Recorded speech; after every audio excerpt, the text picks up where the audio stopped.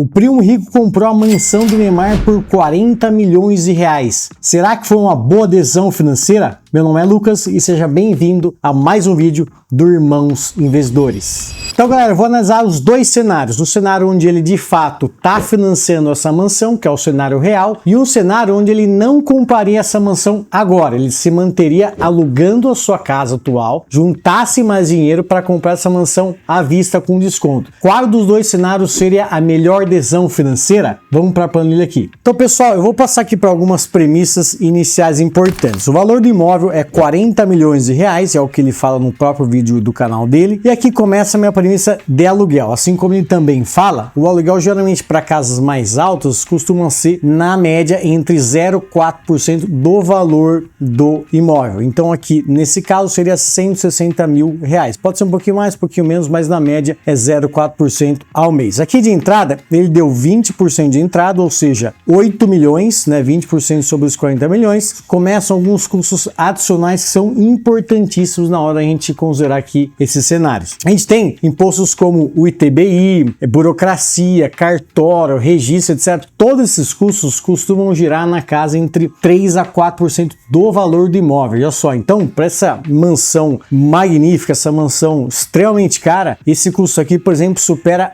1 milhão de reais. Olha que absurdo. Então ele vai pagar esse custo aqui adicional. E aqui a gente começa a avaliar que a entrada e o custo adicional, ele teve que dar de entrada. Esses 9 milhões e 600, ele teria que ter já em grana no seu patrimônio. Olha que absurdo ele já ter ali pelo menos 10 milhões para poder comprar esse imóvel. Então ele vai financiar 32 milhões, que é o restante, que é 80%, onde ele pegou aí pelo Banco de Brasília, o BRB, é o que ele fala ali no vídeo. A taxa efetiva que ele pegou, 9,5% ao ano, ou 0,76% ao mês, é o que ele vai pagar de juros. E aqui a gente também vai olhar algumas premissas importantes para comparar com o cenário de aluguel. Então, se ele não comprasse esse imóvel agora, ele juntaria ali o remanescente das suas reservas ali todo mês para investir no seu patrimônio, rendendo uma rentabilidade. E aqui a rentabilidade a gente colocou de 14% ao ano ou quase 12% líquida, que é uma boa rentabilidade, considerando aí o primo rico, etc, as boas decisões. Eu acho que é uma rentabilidade coerente e também em linha do que ele fala no vídeo. Aqui o CDI do longo prazo a gente considera aqui 11%, no Brasil os últimos 20 anos é na casa de 10,5%, então aqui tá bem coerente. Só para a gente ter uma ideia, essa rentabilidade significaria dizer que ele rentabilizaria 14% sobre 11, em torno de 127% do CDI, que é bem coerente, uma carteira ali sem grandes riscos. Aqui a gente tem a nossa premissa de IPCA, que vai ajustar quase todas as linhas aqui da minha simulação, vai reajustar aluguel, vai ajustar o valor do imóvel, vai reajustar salário e custos, então toda essa condição aqui envolve a minha premissa de IPCA no longo prazo, que no Brasil gira entre 5% e 5,5%, está bem coerente aqui, e coincidentemente no período que eu gravo o vídeo aqui, está na casa de 5% também. O prazo desse financiamento é de 35 anos, típico aí de um financiamento imobiliário. E aí, meus amigos, o que você achou dessas primeiras condições da nossa simulação? Faz sentido para você? Olha que absurdo esse valor de mansão, será que ele paga tudo de aluguel? Será que ele consegue rentabilizar uma carteira de 14% ao ano? Escreve aí o que você achou. Agora vamos para uma segunda etapa que é importante, que a gente vai assumir algumas premissas de salário, de rendimento que ele consegue auferir ali todo mês, para que depois dos custos ele possa pagar seu aluguel ou investir o remanescente. Então quando a gente vem aqui, a gente tem isso aqui. Eu considerei um salário líquido do primo rico na casa de 750 mil reais por mês. Se eu fizer isso aqui no ano, é 9 milhões ao ano de maneira líquida, ou 11 milhões de salário bruto ao ano. Ah, Lucas, aqui pode parecer muito. Sim, é extraordinário esse valor, mas quando eu comparo com salários aí de grandes comunicadores, de grandes empresários, de grandes CEOs ali de grandes empresas, eles costumam ter salários ali que a gente consegue ver nas demonstrações entre 5 e 15 milhões de reais. 15 é claro, uma super gigantesca empresa e 5 ali empresas médias ali do Brasil. Então, coloquei aqui mais ou menos entre 10 e 11 milhões de salário bruto, sendo ali líquido ao mês em torno de 750 mil reais. E aqui a gente faz a nossa premissa de custo. Então, quanto será que o primo rico ele gasta de custo ali para suas despesas, seus custos fixos, né? Então tem ali lazer, saúde, outros investimentos, outros projetinhos ali que ele tem. Então eu coloquei aqui mais ou menos em linha com uma carteira de uma pessoa comum, ele costuma gastar aqui pelo menos 50% de custos fixos. Aí aqui, o que sobrar, que é justamente R$375, ele vai usar para pagar seu aluguel, que ele paga, que ele vive hoje, ele vai sair, ou para investir ali o restante na sua carteira. E aqui vai um conceito também importante, como todo grande investidor, ele precisa ter uma reservinha de emergência. Eu considerei aqui que, dado aqui o nível de custo mensal que ele tem, que é até difícil a gente imaginar, a gente tem que ter uma reservinha de pelo menos 1 ano em patrimônio para ele nunca zerar esse patrimônio. Então, todo o meu cenário aqui, ele nunca vai ficar abaixo de 4,5 milhões, que é a reserva mínima de emergência que ele precisa. E aí, meus amigos, o que você achou desse salário? Faz sentido? É muito? É pouco? Eu acho que faz sentido porque quando a gente olha ali o nível de faturamento do YouTube, do grupo, da assessoria, de outros projetos que ele tem, é bem coerente sim. Escreve aí se você acha que é mais, se acha que é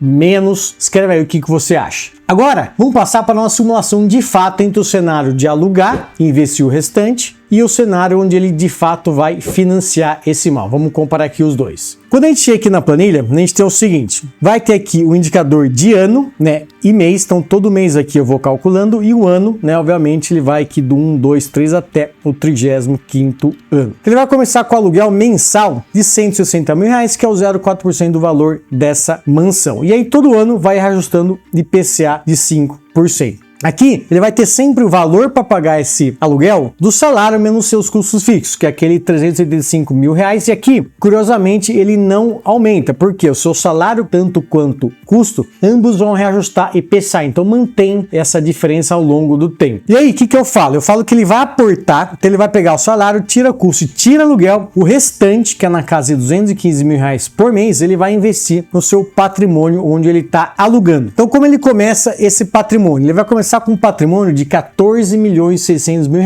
Por quê? Porque ele vai ter uma reservinha de emergência de R$4,5 milhões pelo menos, mais o que ele deu à vista nesse imóvel, mais os custos adicionais. Quanto que é? Se a gente voltar aqui, ó, ele vai ter dado R$9.600.000 mais a sua reserva de emergência de 4,5, que vai dar exatamente aqui os R$14.600.000 de patrimônio inicial que ele minimamente precisaria ter para fazer a superação. Ele vai juntando esses R$215 mil todo mês e rentabilizando todo mês, obviamente, o rendimento do seu patrimônio de 14% bruto ao ano. Aqui a cada mês eu vou mensalizando essa remuneração com os aportes aqui adicionais. E aqui tem uma coluna também do valor do imóvel ajustado aqui em IPCA. Então todo ano, você repara aqui do ano 1 para o ano 2, ele ajusta aqui 5% de inflação, ou seja, R$2 milhões a mais que vale esse imóvel, para eu ter uma consideração confiável de que lá na frente, quando eu for comprar à vista, esse imóvel está valendo o valor exato de mercado. E aqui tem uma coluninha que vai nos auxiliar a calcular o quanto seria esse valor de imóvel ajustado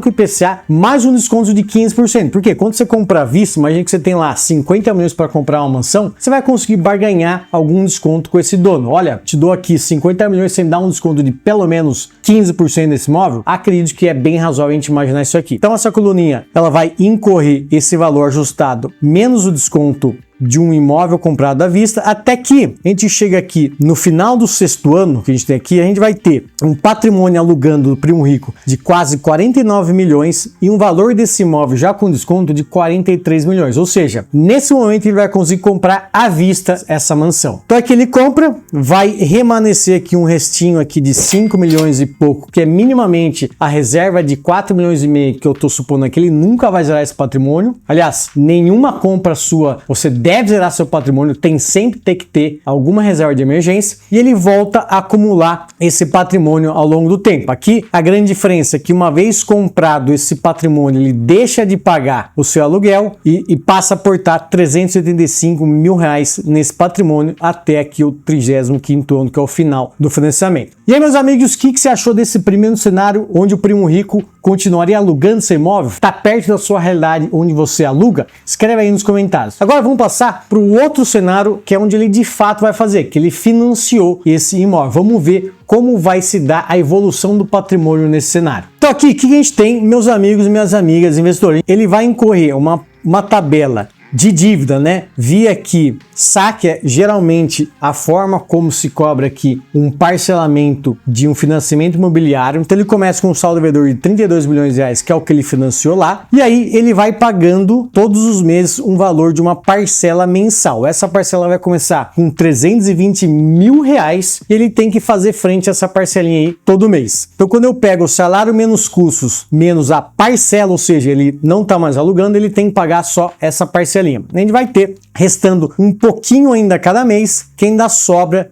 do salário líquido dele. E esse remanescente aqui, ele vai aportando no seu patrimônio, que parte de 5 milhões de reais, que é pelo menos ali a reserva de emergência que ele tem que ter. Então ele vai aportando todo esse restinho aqui ainda por mês, e essa sua reserva vai rentabilizando a rentabilidade do portfólio que a gente considerou lá atrás. Então dessa forma a gente tem essa curva aqui de patrimônio. Perceba que numa tabela saque o valor das parcelas vai caindo ao longo do tempo e ele vai conseguindo aportar cada vez mais nesse patrimônio, até que no 35º ano ele vai ter aqui um valor do patrimônio final. E aí, meus amigos, o que você achou desse segundo cenário onde a gente simula aqui a condição de financiamento da mansão do Neymar? O que você achou? Agora vamos passar para um gráfico que eu coloquei a evolução do patrimônio para esses dois cenários, para a gente fazer aqui algumas reflexões. O que a gente tem aqui, meus amigos? A gente tem aqui, ó, o patrimônio alugando, onde ele se manteria alugando para depois comprar à vista, e o patrimônio financiando, que é o que de fato ele vai fazer. Então o que a gente tem? Então a gente parte aqui com um patrimônio inicial de 14 milhões e 600, que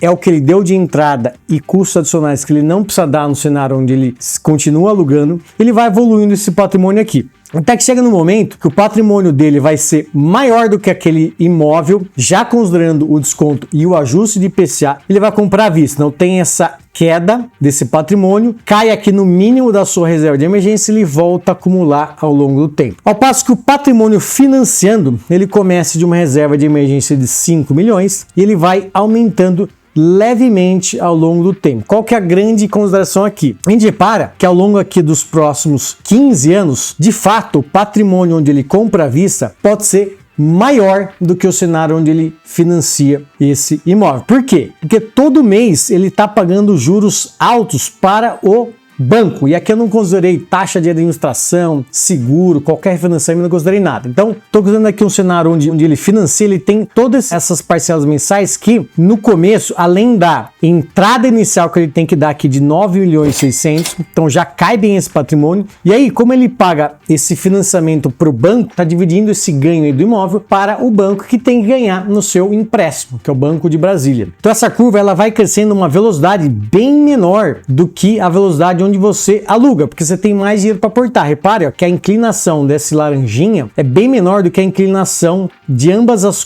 curvas de acúmulo dessa curva azul. Então repare que mesmo tendo ali a compra à vista no final do 6º ano, que cai ali abaixo do cenário onde ele financia, depois ele recupera esse patrimônio mais rápido do que o cenário financiando, porque ele consegue aportar mais, ele não tem que pagar nada, nem parcela, nem alugar, ele comprou à vista, e aí você consegue acumular, de forma que entre o 11º e o 12º ano, os dois cenários aqui são iguais em patrimônio, e depois disso ele já começa a superar esse patrimônio onde ele financia. Então o que a gente pode observar aqui também? A gente vê que na prática, quando ele financia, ele antecipa basicamente 6 anos aqui de reserva, que ele ficaria guardando o dinheirinho ali depois do aluguel para investir, e ele antecipa o usufruto dessa casa já no ano 0, a partir ali de 2025. O que será que ele poderia fazer nesses 6 primeiros anos iniciais para, por exemplo, começar a ter novas fontes de rendas, novos patrocínios, novos contratos? Então, essa antecipação dessa mansão pode valer a pena sim, de forma que ele ganhe novas receitas nesse período aqui. Ao passo que, alugando, ele ainda não teria essa mansão, ele teria que continuar morando aonde ele mora. E aí, meus amigos, o que você achou dessas curvas? Faz sentido? Você se imaginava que fosse uma situação assim? Que mesmo comprando à vista no imóvel lá na frente ajustado IPCA, valeria tão mais a pena do que o cenário onde você financia?